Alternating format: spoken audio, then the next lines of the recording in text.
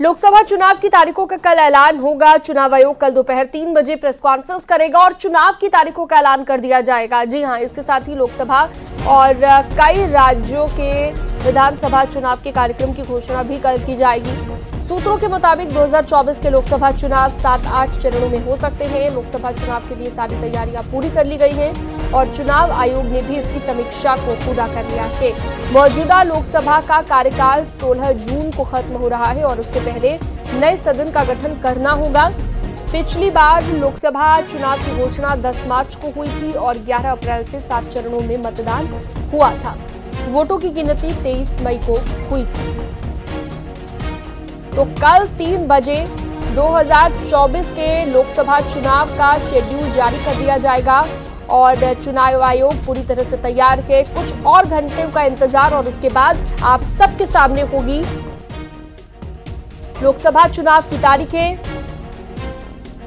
आज एक महत्वपूर्ण मीटिंग भी चुनाव आयोग की तरफ से की गई है और 2 जो नए चुनाव आयुक्त हैं उन्होंने भी अपना पदभार ग्रहण कर लिया है। इस बीच बड़ी खबर ये कि कल 3 बजे चुनाव की तारीखों का ऐलान कर दिया जाएगा।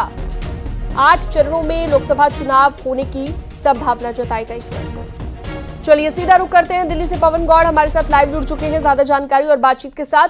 पवन, और क्या ताजा जानकारी? आज एक महत्वपूर्ण मीटिंग भी चुनाव आयोग की रही और अब चुनाव की तारीखों का ऐलान कल कर दिया जाएगा दोपहर 3 बजे।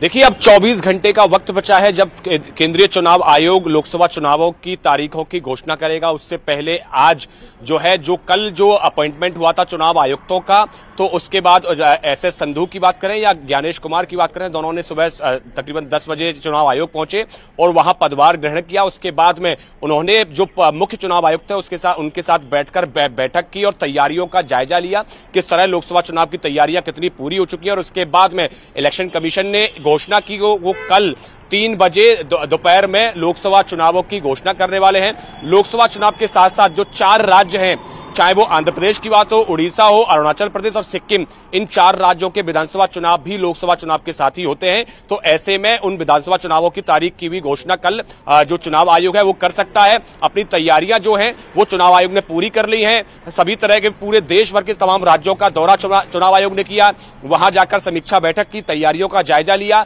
अगर कुछ कमी नजर आई तो वहां उसको दुरुस्त किया गया। जितने भी ट्रांसफर होने थे अधिकारियों के उन सब ट्रांसफर किए गए, सारी तैयारियां पूरी कर ली गई। आखिरी दौरा जो है वो चुनाव आयोग का कल यानी जम्मू कश्मीर का दौरा रहा परसों जम्मू कश्मीर का दौरा करने के बाद में सभी तैयारियों की समीक्षा करने के बाद में कल जो है वो अपॉइंटमेंट हुआ 2 नए चुनाव आयुक्तों का। आज उन्होंने पदभार ग्रहण करने के बाद में अब ये आधिकारिक रूप से घोषणा कर दी गई है कि यानी 24 घंटे के अंदर यानी कल 3 बजे केंद्रीय चुनाव आयोग जो है वो लोकसभा चुनाव की घोषणा करने वाला है।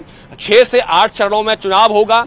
पहला चरण की अगर बात करें तो 17-18 अप्रैल के आसपास पहला चरण के लिए मतदान हो सकता है और आखिरी चरण जो है वो 20 मई तक जा सकता है। अगर आप पिछले बार की अगर चुनाव की बात करें तो 11 मार्च को जो है चुनाव की घोषणा हुई थी और 19 मई को जो है वो आखिरी चरण यानी 7वें चरण में मतदान हुआ था। और उसके बाद में फिर बाकी बचा है, जैसा कि अभी हमारे सहयोगी भी बता रहे थे, पिछली बार 11 मार्च को ऐलान हुआ था और इस बार 16 मार्च को ऐलान होने जा रहा है। हमारे साथ एक खास पैनल जुड़ चुका है। अश्विनी शाही हमारे साथ जुड़ चुके हैं, नेता बीजेपी से। फराज किदवई हमारे साथ जुड़ चुके हैं, प्रवक्ता समाजवादी पार्टी। इकबाल अहमद कांग्रेस के नेता हमारे साथ जुड़ेंगे और ब्रजेश शुक्ला वरिष्ठ पत्रकार भी हमारे साथ जुड़ चुके हैं।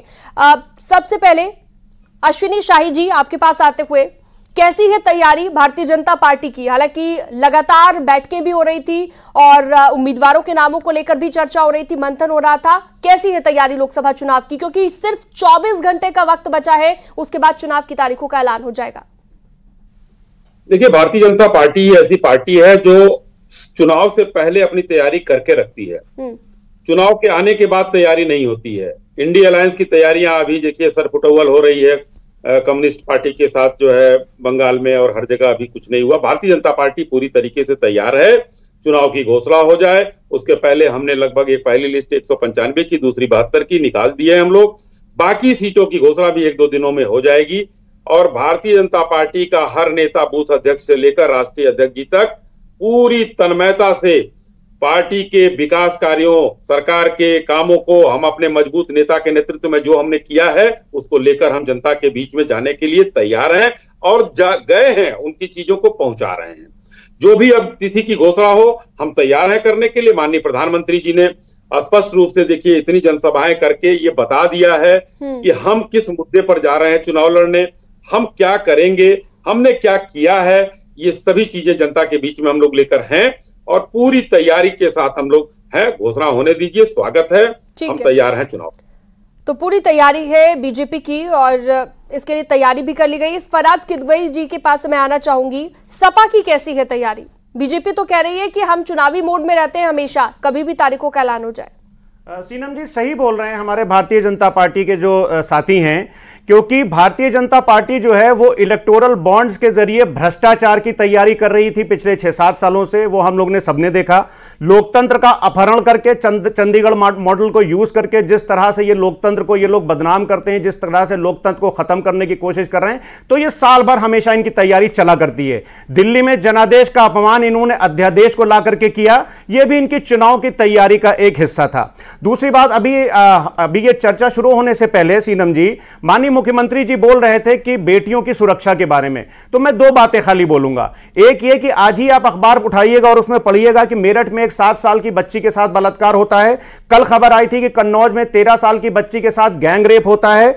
और अभी कुछ दिनों पहले कानपुर देहात में आपने देखा होगा कि किस तरह से 2 बच्चियों के साथ बलात्कार हुआ और उसके बाद में उन दोनों बच्चियों ने आत्महत्या कर ली। उसके बाद में उसके पिताजी ने भी आत्महत्या कर ली। अगर आप देखिए कि महिलाओं के खिलाफ जिस तरह से उत्तर प्रदेश में जो अपराध हैं वो बढ़ रहे हैं, डाउरी डेथ्स का भी अगर आप लीजिएगा, ये मैं नहीं बोल रहा हूं, ये एनसीआर भी बोल रहा है, तो डाउरी डेथ्स के भी उत्तर प्रदेश में 1/3 से ज्यादा आज की तारीख में केसेस चल रहे हैं। अगर आप देखिए कि क्राइम्स अगेंस्ट दलित, तो हाफ ऑफ द केसेस जो हैं वो भी उत्तर प्रदेश से ही आते हैं। एक सवाल मेरा ये है कि आपकी कैसी तैयारी है? एक मेरा सवाल ये था कि आपकी कैसी तैयारी के उम्मीदवारों को लेकर, उम्मीदवारों के ऐलान को लेकर, क्योंकि चर्चा चल रही थी लगातार, तो इलेक्शन को लेकर जरा तैयारी पर फोकस बताइए सपा का। मैं बता रहा हूं, देखिए भारतीय जनता पार्टी जो कि राष्ट्रीय अलोकतांत्रिक गठबंधन की एक बड़ी पार्टी है, तो वो अलोकतांत्रिक तरीके से अपनी तैयारी कर रही है। लेकिन समाजवादी पार्टी पिछले 4-5 साल से बूथ पर हमारे जो कार्यकर्ता हैं वो जा रहे हैं। हमारी तमाम फ्रंटल ऑर्गेनाइजेशन जो हैं, इनकी फ्रंटल ऑर्गेनाइजेशन ईडी सीबीआई नहीं, हमारी समाजवादी पार्टी के कार्यकर्ता हैं। नेताजी के और जननायक आदरणीय अखिलेश यादव जी के वो सैनिक हैं जो गांव से लेकर के बूथ तक और बूथ से लेकर के शहर तक समाजवादी पार्टी में 2012 से लेकर के और 2017 के बीच में जो काम हुए उनको लेकर के हम जन तक जा रहे हैं। और दूसरी बात मैं आपको सीनम जी ये बताऊं कि समाजवादी पार्टी की जो इलेक्शन की तैयारी है वो उत्तर प्रदेश की करीब 22 करोड़ जनता कर रही है। अच्छा, उत्तर प्रदेश में कैसी तैयारी है सपा की, वो कांग्रेस से भी जान लेते हैं। साथ में आप लोग इकबाल अहमद जी हमारे साथ नेता जुड़े हुए हैं कांग्रेस से। इकबाल अहमद जी, कैसी है तैयारी सपा की कांग्रेस के साथ, कांग्रेस की सपा के साथ? देखिए, गठबंधन बहुत मजबूती से हुआ है और गठबंधन इंडिया का जीत दिला के रहेगा। 2024 में सरकार बनने जा रही है। सीटों को लेकर बात बन गई है जी, सीटों को लेकर, उम्मीदवारों के ऐलान को लेकर बात बन गई है सपा के साथ। हमारी सारी चीजें सेट हो गई हैं। हमारी सीटें बंटवारा हो चुकी हैं, किनको कितनी सीटें मिली, किनको कहां से लड़ना है, वो सारी चीजें तय हो चुकी हैं। और सबसे बड़ी चीज है कि मोदी जी से कैसे लड़ना, इस सरकार से कैसे लड़ना, भ्रष्टाचार से कैसे लड़ना है, बेरोजगारी पे कैसे लड़ना है, ये सारी चीजें जनता के सामने, जनता लड़ने जा रही है चुनाव इस बार। ठीक है। वरिष्ठ पत्रकार ब्रजेश शुक्ला जी भी हमारे साथ जुड़े हुए हैं लगातार। ब्रजेश जी, आपने कई चुनाव देखे हैं और आपने देखा है कि चुनाव से पहले पार्टियों की तरफ से क्या कहा जाता है, बाद में कुछ और होता है, रिजल्ट कई बार कुछ और होते हैं। इस बार के चुनाव किस तरह से आप अलग देख रहे हैं पहले के चुनावों से? और 16 मार्च को यानी कि कल चुनाव की तारीखों का भी ऐलान हो जाएगा, 24 घंटे का वक्त बचा है सिर्फ। देखिए, ये चुनाव थोड़ा सा अलग है 2019 को देखा जाए, क्योंकि इस बार पिछली बार कांग्रेस जी गठबंधन से बाहर थी और 2019 का जो चुनाव था एक महागठबंधन के तौर पर लड़ा था। यहाँ पर समाजवादी पार्टी, बहुजन समाज पार्टी, राष्ट्रीय लोकदल, और इस गठबंधन को ये माना गया था कि ये अजय गठबंधन है, इसको कोई हिला नहीं सकता और सामाजिक दृष्टि से भी ये अजय लग रहा था। लेकिन परिणाम विपरीत आए, बड़ा बुरी हार का देखना पड़ा इन लोगों को। अब इस बार जो है, जो कांग्रेस बाहर थी, इस बार कांग्रेस गठबंधन में है और बसपा अलग से लड़ रही है। तो अब ये प्रयोग नया हो रहा है। ब्रजेश जी, इस बार का गठबंधन क्या वीक लग रहा है आपको? पहले के मुकाबले वीक लग रहा है क्या ये वाला गठबंधन? नहीं, वो गठबंधन सामाजिक दृष्टि से बहुत मजबूत था। अब वो ट्रांसफर हुआ नहीं हुआ ये नहीं, सामाजिक दृष्टि से वो अजय गठबंधन मैं कह सकता हूं उसको। इतना जबरदस्त गठबंधन, उसकी जो 52% तक उसकी वो पहुंच रही थी, रीच पहुंच रही थी उसकी।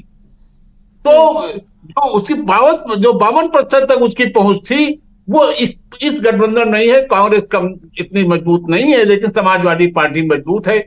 उन्होंने विधानसभा चुनाव बहुत बेहतर ढंग से लड़ा। अब इस बार जो है कांग्रेस इनके साथ आई है, तो 2022 में भी मुस्लिम वोट नहीं बटा था, 2019 में भी मुस्लिम वोट नहीं बटा था, और 2024 में भी मुझे ऐसे आसान नहीं दिखाई देते कि बटेगा। लेकिन अन्य वोट कैसे मिलेगा, पिछड़े मिलेगी कि नहीं मिलेंगे, ये आने वाला समय बताएगा। जहां तक अन्य तैयारियों की बात है बीजेपी ने एक तो तैयारी की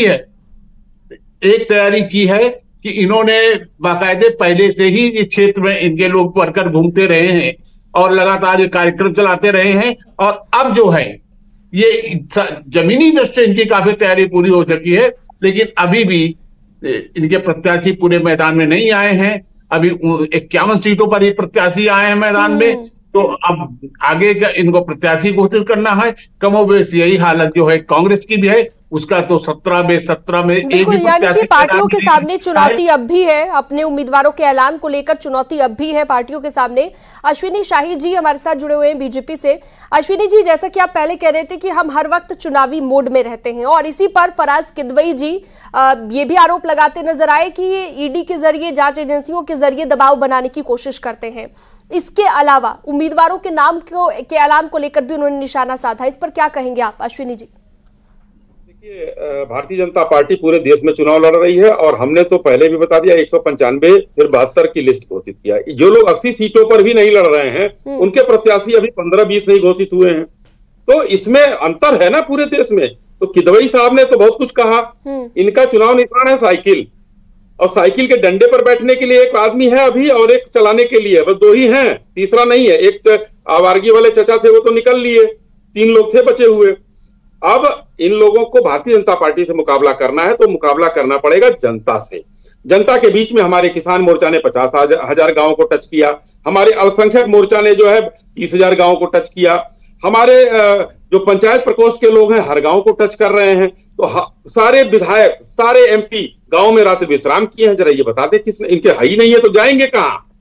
आज स्थितियां ये हैं। अभी शुक्ला जी जो कह रहे थे, फराज किदवई जी कुछ कहना चाह रहे हैं। 52% मैं कहना चाहूंगा, 52% का जो बताया इन्होंने, वो जनता ने हमको 19 में 51% वोट देकर बता दिया था कि भारतीय जनता पार्टी से मजबूत गठबंधन किसी का नहीं है, और भारतीय जनता पार्टी के से मजबूत आशीर्वाद जनता का किसी को नहीं मिला हुआ है। जो 51% मोदी और योगी के नेतृत्व में 19 में जो मिला था हमको, ये लोग सब बाहर हो गए थे, 15 सीटों पर रह गए थे ये लोग।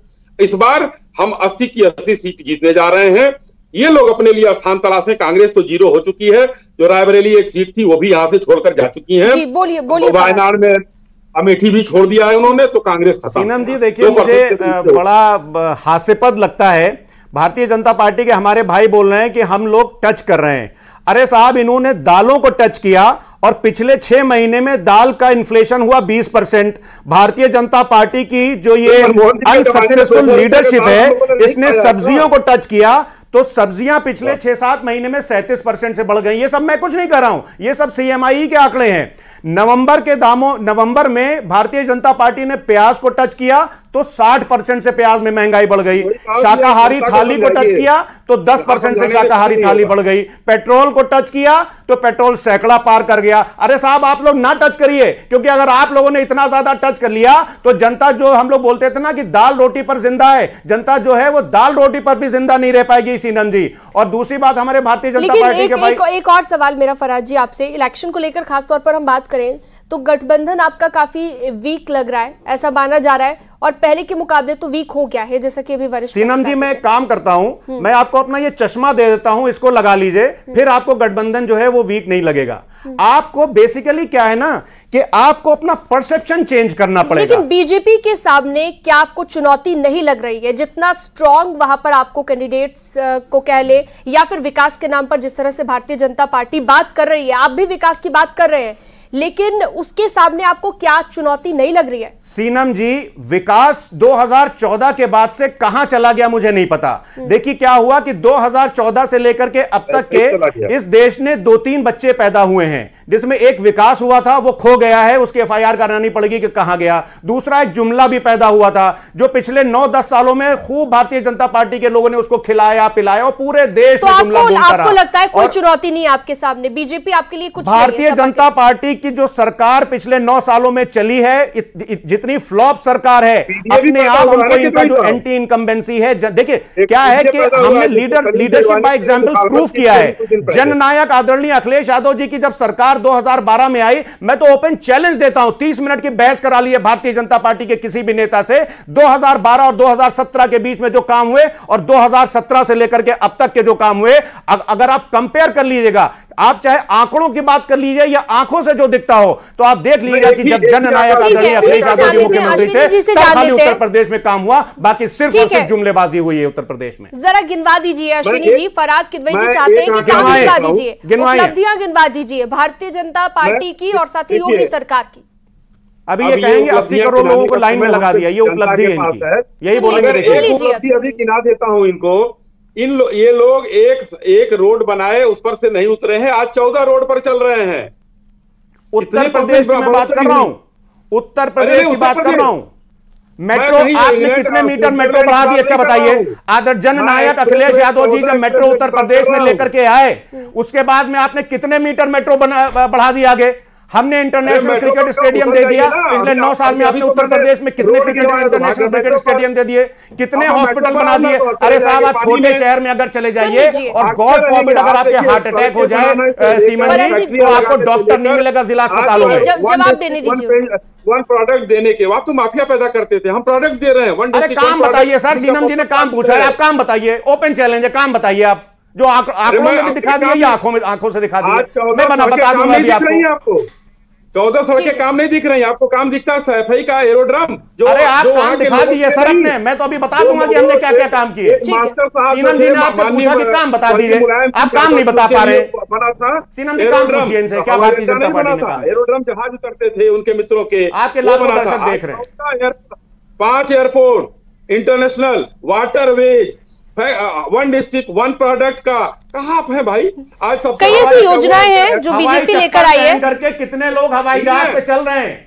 प्रधानमंत्री जी ने वादा किया था ना कि हवाई समय की थोड़ी सी कमी है। फराज किदवई जी, फिलहाल आपको रोकना चाहूंगी।